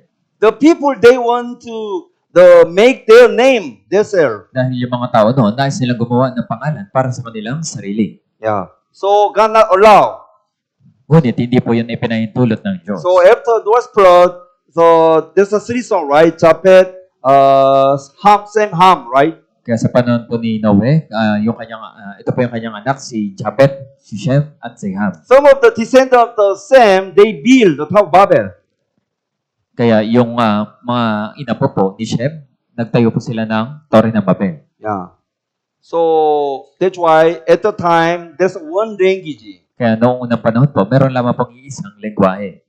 But God not allowed to build the Tower of Babel, so God changes their languages. Kaya nga hindi ipinahintulot na makapagtayo sila ng napakataas na Torre ng Babel, kaya nilito po ng Diyos yung kanilang mga wika. Yeah, so can you read these letters? Kaya kaya niyo po bang basahin ito pong mga letra? Wow, very strange. Kaya How can kakaiba po, we? di ba? Oh. Even one word, can you read? Kaya kaya niyo bang basahin kahit isang salita? Yeah. So, God scattered. Oh, you will want to be one? No, you can scatter all over Kaya the world. inisip ng Diyos, nais niyong magkaisa, kaya ikinalat po sila sa iba't ibang panig ng lugar. So, scholars study the language all over the world, but all of the language was, root of the language was actually from the one word, one language. Kaya may isang eskolar po, pinag-aralan niya po yung napakaraming mga wika, kaya napagtanto niya na sa lahat po ng napakaraming wika, meron lamang pong isang ugat ng wika. Yes, all of the language come from the one source. Kaya lahat po ng iba't ibang mga wika, meron lamang pong isang pinagmulan. Most scholars, they don't know why, what region was divided. Kaya yung mga eskolar po, hindi nila malaman kung ano yung dahilan, kung bakit, at kung paano, ano yung dahilan kung bakit nagkaroon ng iba't ibang wika. But Bible clearly mentions us, in the time of Tower of the Babel, all of the language was scattered. Kaya malinaw na sinasabi po ng Biblia, sila po ay kinalat sa pamamagitan po ng paglito sa kanila ng iba't ibang mga wika. And also, how we know in the time why we are all same mind, because when you go Asia, North America, South America, they make it ziggurat like this kind, same format design of the Tower of Babel. We call it ziggurat. Kaya may mga ilan po na gumawa po sila ng kaparehas na Torre ng Babel. Tinatawag po nila itong ziggurat. Yeah, look at this. Here, the South America and Africa and Asia, the design Cambodia, Mexico, their design, ziggurat, was same. Why? Because their ancestors are same. Kaya nagsama-sama po yung mga nagkakaintindihan. Kaya kahit na ikinalat na po sila, nagtayo po sila ng ziggurat. Kaya nagkaroon po ng pare-parehas na ganitong gusali po. So it is the evidence, all of the same design of building in the world, all of the world, almost same design of the Tower of Babel. Kaya ito po yung ebidensya na sa iba't ibang panig ng lugar, meron pong mga ganitong gusali. Kaya ebidensya po na merong Torre ng Babel. Anyway, after Tower of the Babel, all of the people scattered. Kaya gayon pa man po, pagkatapos po ng Torre ng Babel, sila po ay nalito na at sila po ay nagsikalan. Because they don't understand. 안녕하세요. 이리 Yeah. 오세요. What say? Kaya hindi na po sila They don't nagkaintindihan. Sinabi po ng isa anyo nga sa'yo, pero yung isa hindi niya naintindihan. So first who understand, they make a group, they scatter of the Para world. doon sa mga nagkakaintindihan, sila po yung nagsama-sama.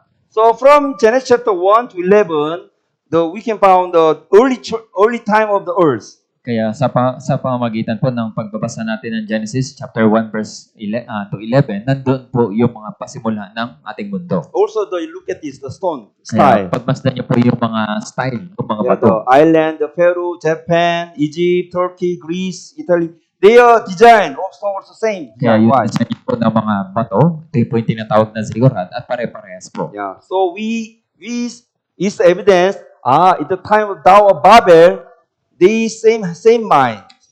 So Kaya, they descendant, even though they scattered their play, they made it same design. kaya yan po yung ebidensya na pagkat kinalat na sila po ay nagtayo ng ganitong disenyo o gusali. Yes, like that. It's a ziggurat. So Tower of Babel was true. Kaya yung Torre ng Babel ay katotohanan. Yeah. And then people who scatter all of the world, they don't never seeking the God. Kaya yung mga tao po na nagsikat, hindi na po sila naghahanap ng Diyos. Because all of the people, they are worshiping their own idol, so they don't know who is the God. So God choose one people who make the chosen people Israel. So one person is the Abraham. Kaya may mga tao po na gumawa na sila ng kanya-kanya nilang mga Diyos. Kaya may isang tao po na pinili ng Diyos na ang pangalan pa ay Abraham. Okay, just a summary. So God of Eden is true, right?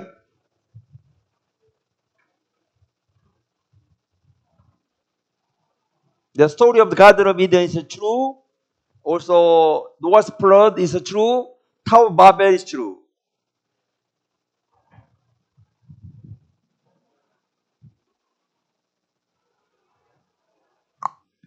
Yung halamanan ng Eden, yung pagbaha sa panahon po ni Noe at yung Torre ng Babel ay katotohanan. So God want to make the restart again from the one person. His name is Kaya Abraham. nais po ng Diyos na pasimulan ulit yung mga tao sa pamamagitan ng pagpili niya kay Abraham. God want to choose the one person, Abraham, to start the making special relation. Kaya pinili po ng Diyos yung isang tao, si Abraham, upang pasimulan po yung isang bansa. So from now, we are going to study about history of Israel. At ngayon po, pag-aaralan natin ng bahagya, yung kasaysayan ng bansang Israel. Yeah. Look at this, Israel. Ito po ay bansang Israel. So it's a flag of Israel. Ito po yung flag ng Israel. Israel located in the center of Middle East. We locate Philippines east. Kaya yung Pilipinas ay nasa bandang silangan, pero yung Israel po ay nasa gitna. The west of America. At nasa kanluran, nandun po yung Amerika. Yeah. So can you see the Israel very small? Kaya nakikita niyo po ba yung bansang Israel? Napakaliit lamang po. You may know the breaking news in the news. Israel now attack the fighting with the Gaza, Palestine people. Kaya di ba Now. po ngayon sa balita kung saan yung bansang Israel ay nakikipagdigma doon po sa Gaza at sa mga Palesteo. Yeah. Yeah, Israel. Actually, Israel, God said, Israel, you are my witness. Kaya sinabi po ng Diyos dito po sa bansang Israel, ikaw ay ang aking saksi. You are my servant whom I have chosen. Kaya ikaw ay aking mga alipin, ikaw ay pinili ko, sabi ng Panginoon. So when you go on USA, the capital, Washington, D.C., you may see the Holocaust Museum. Kaya nga pag pumunta po kayo doon sa Washington, D.C., makikita niyo po doon yung Holocaust Museum. So on of the World Holocaust Museum, there's a engraved, you are my witness. Kaya sa Holocaust Museum po, no, matatagpuan niyo po doon yung nakatatak na ikaw ay ang aking saksi. So that's why we can call the Israelite, you are Jehovah's Witness. Kaya nga, yung mga Israelita, matatawag natin sila yung saksi ni Jehovah. You know, have you ever met the person who are working on the street, Jehovah's Witness? Kaya nakakita na po ba kayo o nakatagpo ng mga tao dyan sa lansangan na sinasabi na sila ay saksi ni Jehovah? Actually, they cannot be a Jehovah's Witness. Only Jewish Israel people, they can be a Jehovah's Kaya hindi Witness. po sila maaaring maging saksi ni Jehovah, kundi tanging mga Hudyo lamang yung saksi ni Jehovah. Yes, only Israel, Jewish people, they can be a true witness of God. Tanging mga Israel lamang po yung maaari na maging saksi ng Diyos. So, I will show you the Israel so small country. Kaya yung Israel ay napakaliit na bansa lamang po. Look at this property. Their property only 20,000 kilometers square. Kaya pagmasdan niyo po yung kanilang lupa, halos nasa 20,425 square kilometer lamang po. On the Philippines, 300,000 kilometers square. Pero kung para sa Pilipinas, 300,000 kilometer. When we Square compare the Philippines, their size 1/5. Kung ikukumpara po sa Pilipinas, halos 150. 150 Yeah, po 150 size the property. yung size po nila. Yeah. So small country. Kaya napakaliit na bansa lamang po. It's their flag. Yan po yung kanilang When you look at the flag. center, David Star. Kaya sa gitna po, yan po yung tinatawag na tala ni David. Anyway, Israel is a special country chosen by God. Kaya gayon pa man po, yung bansang Israel, ito po ay piniling bansa ng Diyos. But we have a question, why God choose not America? Why not God not choose Russia, not China? Why God choose very small country? Kaya bakit pinili ng Diyos yung maliit na bansa, hindi po yung China, Amerika o yung Russia? The Bible says, you are very small. You are the least of all the nations. Kaya sinabi po ng Diyos sa kanila na sila yung pinaka kakaunti sa lahat. Actually, God wants to choose a small country, show God's power. Kaya nais ng Diyos na piliin yung maliit na bansa dahil nais yung ipakita yung kapangyarihan. So when you study, kapangyarihan ng Diyos. the history of the Israel, there's a lot of the evidence God's alive. Kaya God, behind Israel, there's God. Pag pinag-aralan po natin yung bansang Israel, malalaman natin na buhay po yung Diyos. Yeah. But when you study the history of Israel, sometimes they against God. Kaya pag pinag-aralan po natin yung kasaysayan ng bansang Israel, may mga panahon po na sila ay naging laban sa Diyos. So long time ago, they lived as a slavery in the Egypt 400 years. Kaya noong unang panahon po, dumating po yung pagkakataon na sila po ay naging alipin doon po sa Ehipto sa loob po ng 400 years. So they crying out to escape from the Egypt slave life to the Lord. So God sent the leader of Israel, Moses. Kaya dahil po sa napakatinding pagkakaalipin po sa kanila ng Ehipto, sila po ay dumaing po sa Diyos at nanghingi po sila ng tagapagligtas at pinili po si Moises. Lord, please help us. Please save us.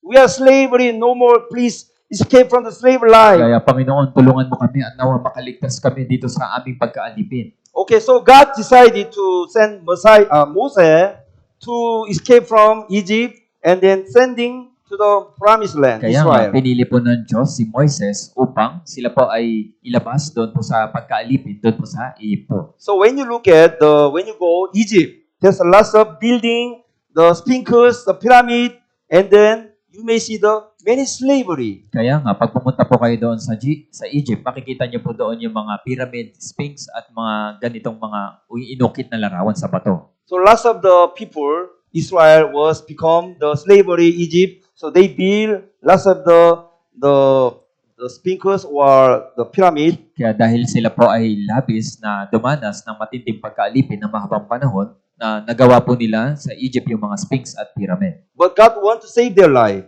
At nais po ng Diyos iligtas yung kanilang buhay. So finally, God guide Moses leading them to they reach in front of Red Sea. At dumating po si Moises at itinawid po sila doon po sa dagat na pula. So when you look at the Exodus, the story, chapter 14, when they reach 2 million people, they reach in front of the Red Sea, there's a river, the biggest sea, Red Sea. Kaya nang niligtas po ni Moises, ito pong mga Hudyo, sila po ay nagkakatipon doon po sa dagat na pula ng mga nasa 2 million. So God showed them to the miracle, dividing the Red Sea. Kaya yung Diyos po nagpakita ng himala kung saan hinati po yung dagat.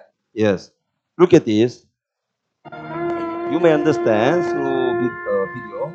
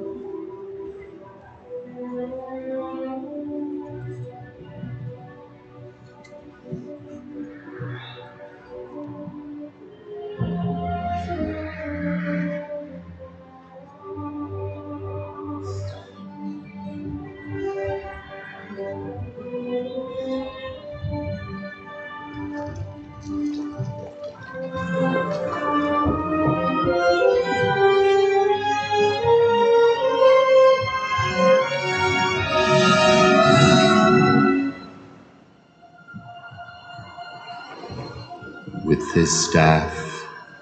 You shall do my wonders.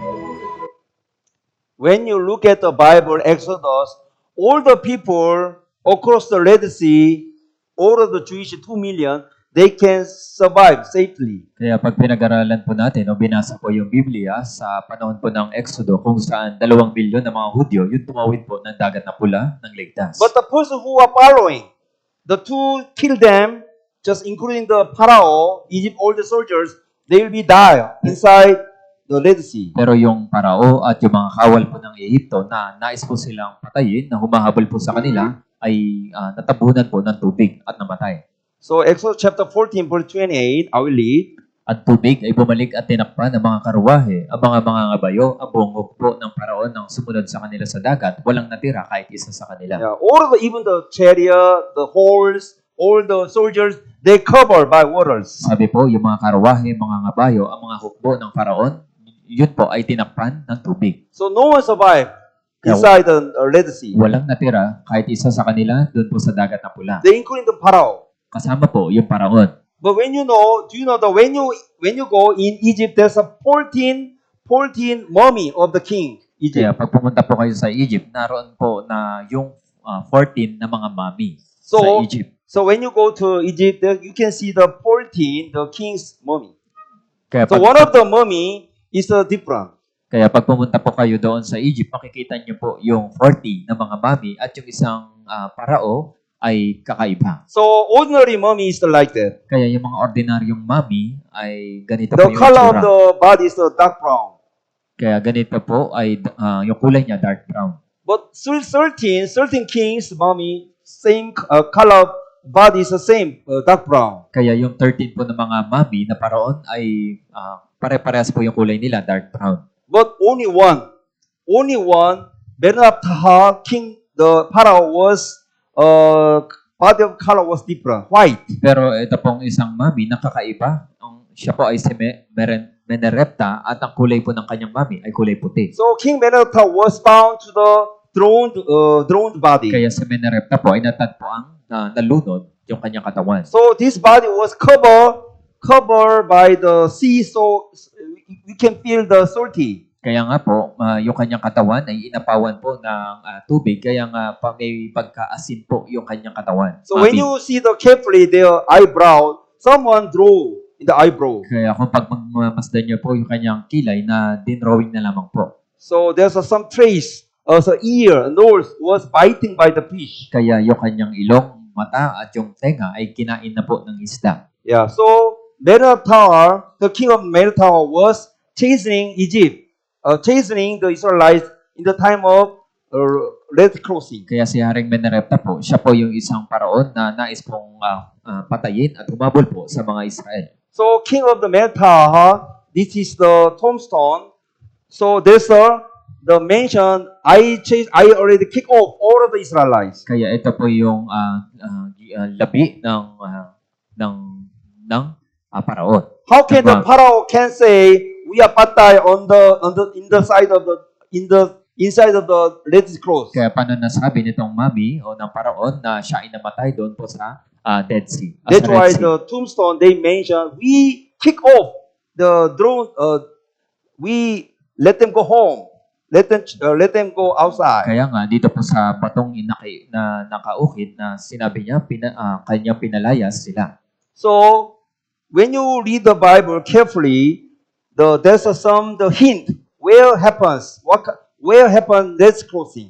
Kaya kapag binasa po natin yung Biblia, makikita po natin doon yung Red Sea. So it's a Red Sea. Ito po yung Red Sea.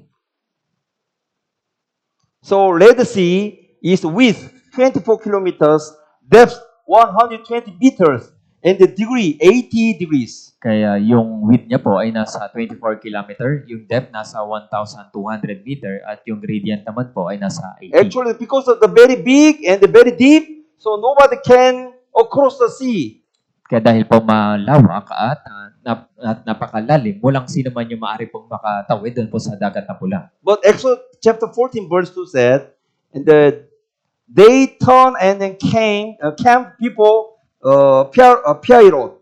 Kaya sinabi po, sabihin mo sa mga anak ni Israel na sila'y bumalik at umimpil sa tapat ng Pi-Hahiroth. Actually, the Pi-Hahiroth, modern words, the Nueva. Kaya yung It was changed the name to Pi-Hahiroth Nueva. sa modernong tawag po sa panahon natin, yun po ay tinatawag na Nueva. When you look at all the sea of Red Sea, only here, Nueva, there's a biggest 12 kilometers, the sandland. Kaya sa tapat po ng Dead Sea, ito pong Nueva, meron po itong napakalawak na lupa. Yeah, this is sand beach. So only here, look at this. One way here. Only person can entering in front of sand beach, 12 kilometer sand beach, only this way. Kaya Here. sa sentro po, tanging may daanan po at dinaanan po ng mga tao. So some scientists they calculating. It can be 2 million can be accommodate this kind of the sand beach. At yung mga scholar po at napag-alaman nila na ito pong pangpang ay maaaring maglaman po ng 2 milyong mga tao. When the scientists checking inside the Red Sea, all of the area the slope very deep, 80 degrees, but Kaya- only in the center here, only 6 degrees. Kaya pag pinag-aralan nyo po ito pong Dead Sea, talagang napakalalim po. Halos nasa 80 gradient po yung kanyang lalim. Pero meron po doong parte na hindi malalim. Yeah, so only from the Nueva can cross the river because there's no biggest slope. Kaya doon po sa Nueva, may parte po doon na hindi po malalim. So the black people, the Israelites across the river, got blocking by a fire pillar in front of the army of the Kaya Egypt. habang hinahabol po sila ng hukbo ng mga Ehipto, yung Diyos po nagpadala at hinarangan po yung mga Ehipto ng haligi ng apoy. So they across this center to Saudi Arabia. At sila po ay tumabit patungo po doon sa Saudi Arabia. Yeah, so it is very amazing. Kaya kamangha-mangha po. What if they across the river here this side? Kaya paano po kung tumawid sila sa banda rito? If they are across the river here this side, they cannot climb on the sea. Kaya kung sila po ay tumawid sa banda rito, hindi po sila maaari makatawid doon po sa kabila. So only the place Nueva can across the Red Sea crossing. Kaya tanging Nueva lamang po yung maaari makatawid po sila doon po sa dagat na pula. That's why many the scholars. So Bible the teachers they want to really found many kind of evidence under the sea of the Red Sea. Kaya yung tagapagturo po ng Biblia o yung mga eskolar, nais nilang makakita ng ebidensya ng But surprisingly, in that area, lots of evidence. There's a many chariot. Kaya ang Praise. nakakasorpresa po, nakakita po sila ng napakaraming mga ebidensya kung saan yung mga gulong ng karwahe. So some scuba diver, they are look up to under the river and they found lots of the trace. Kaya yung mga scuba diver, nakakuha po sila doon ng napakaraming mga ebidensya. It's a chariot wheel, but chariot wheel cover coral. The cover by Ito po ay mga gulong ng karwahe na kung saan nabalutan na po ng mga coral reefs. and then the coral, the chariot wheel was preserved by the red coral. Kaya yung mga gulong ng karwahe, ito po ay naingatan na nabalutan po ng mga corals. Okay, let's look at this video.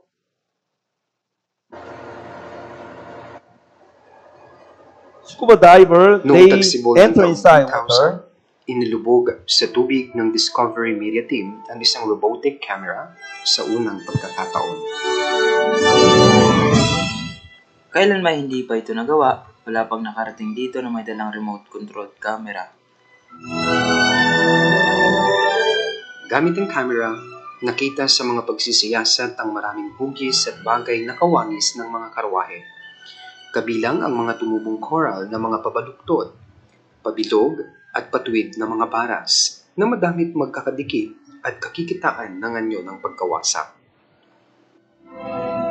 Ngayong kami ay nakakapaglibot gamit ang remote-controlled camera, paulit-ulit naming nakikita ang mga kakaibang hugis at anyo na gaya ng nakikita nyo. Hindi lamang ito sa isang lugar, kundi makikita mo sila ng paulit-ulit. May mga pagkakataong makakita ka ng isang bagay na mukhang axle, parang rayos at gulong. Kaya masasabi mo sa iyong sarili, oh, hindi ito coral reef. Ito isang coral na tumutubo sa isang bagay na gawang tao. Mula pa noong unang mga pagsasaliksik sa Nueva, isa sa mga natatanging anyo ang parating natatagpuan sa palapag ng dagat. Isang payat na estrukturang hugis bilog na parang mesa, minsay nakabaliktad at ang ilalim may kinapitan na ng coral. Isang tuwid na tangkay at may pabilog na tuktok.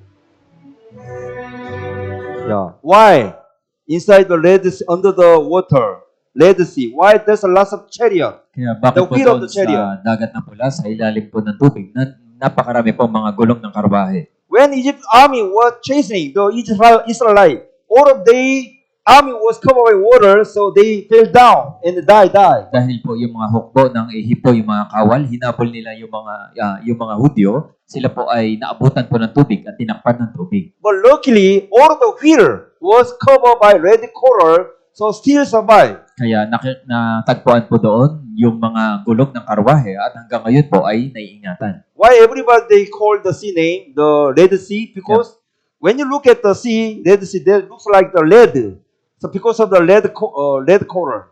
Kaya bakit po tinawag yun na dagat na pula? Dahil yung dagat po ay tila pula at marami pong mga coral na pula.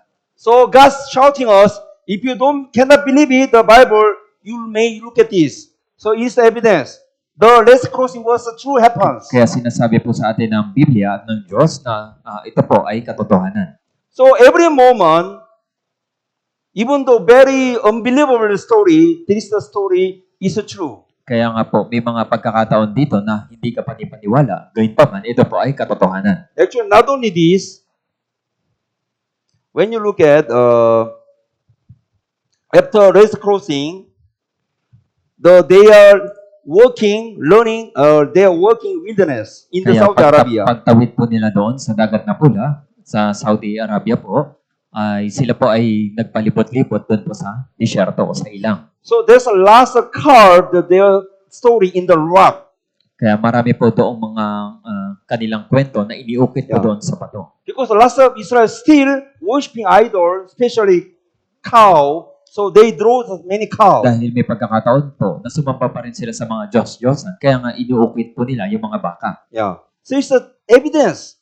The Israelite, 2 million Israelite, they across the river, they running to the wilderness. Kaya yan po yung ebidensya na may mga Israelita po na sila ay tumawid doon po sa dagat na So pula. it's the strongest evidence. Yan po ay matibay na ebidensya. So today we study the strongest four evidence Kaya ngayon events. po, pinag-aralan po natin yung apat na paksa at tinignan po natin yung matibay na ebidensya. The first, Garden of Eden is story is the true. Una po, yung kwento ng halamanan ng Eden ay katotohanan. It's right.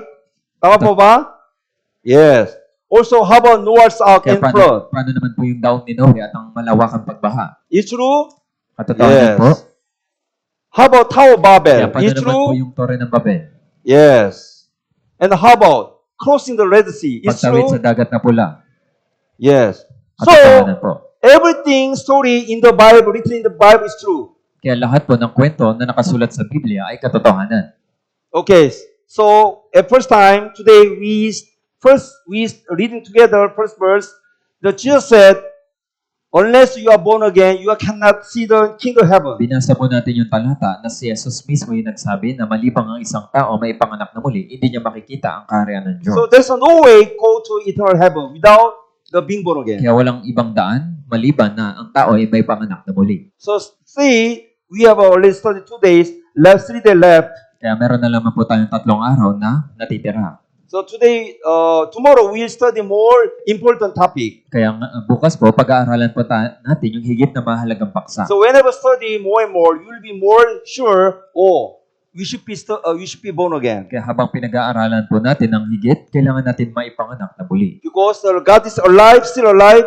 Someday we'll stand before judgment of God. Dahil ang Diyos po ay buhay at balang araw, haharap ka po sa paghukom ng Diyos. So everybody should be ready. People will patay. Kaya bawat isa po kayo sa inyo, kailangan nyo maghanda bago po kayo mamatay. Okay, let's pray together. Tayo po ay manalangin.